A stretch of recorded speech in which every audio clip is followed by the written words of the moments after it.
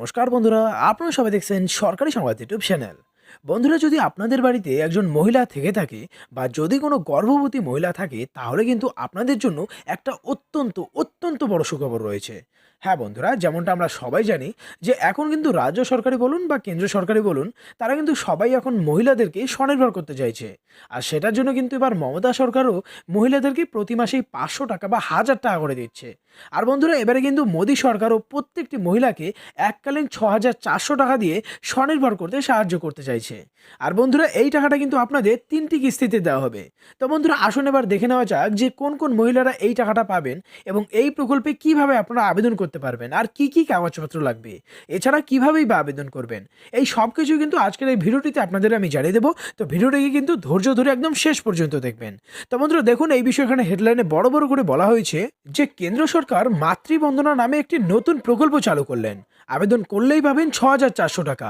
কি কি ডকুমেন্টস লাগবে বা কাগজপত্র লাগবে, কিভাবে আবেদন করবেন, কারা কারা আবেদন করতে পারবেন, এই সব কিছু আপনাদের জানিয়ে দিতে চলেছি। তবে তার আগে বন্ধুরা, যদি আপনারাও চান যে এই 6400 টাকা আপনাদের ব্যাংক অ্যাকাউন্টে সরাসরি দেওয়া হোক, তাহলে কিন্তু সবার প্রথমেই ভিডিওটিকে একটি লাইক করে দেবেন।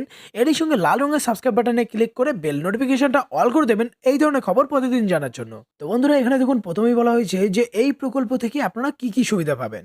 তো সবার প্রথমে দেখুন বলা হয়েছে এই প্রকল্পে আবেদন করলে আপনাদের ব্যাংক অ্যাকাউন্টে সরাসরি 6400 টাকা দেওয়া হবে। তবে বন্ধুরা, এই টাকাটা কিন্তু আপনাকে মোট 3টি কিস্তিতে দেওয়া হবে। দেখুন বলা হয়েছে প্রথম কিস্তিতে আপনাকে 1000 টাকা দেওয়া হবে। আর প্রথম কিস্তি দেওয়ার 150 দিনের মধ্যে আপনাকে আরও 2000 টাকা দেওয়া হবে। আর এই 2000 টাকা দেওয়ার পর 180 দিনের ভেতরে আপনাকে বাকি টাকাটা আপনার ব্যাংক অ্যাকাউন্টে পাঠিয়ে দেওয়া হবে।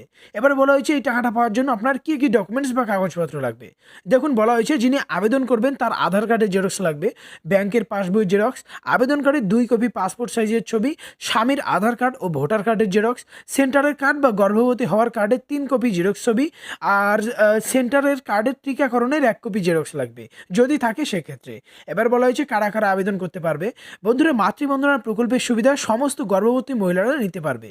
সর্বোচ্চ 2টি সন্তানের জন্য এই টাকাটা দেওয়া হয়। গ্রামে এবং শহরে উভয় ক্ষেত্রে মহিলারা আবেদন করতে পারবে। কিভাবে আবেদন করবে বন্ধুরা? আবেদন করার জন্য আপনাকে নিকটবর্তী আশা সেন্টারের সঙ্গে যোগাযোগ করতে হবে।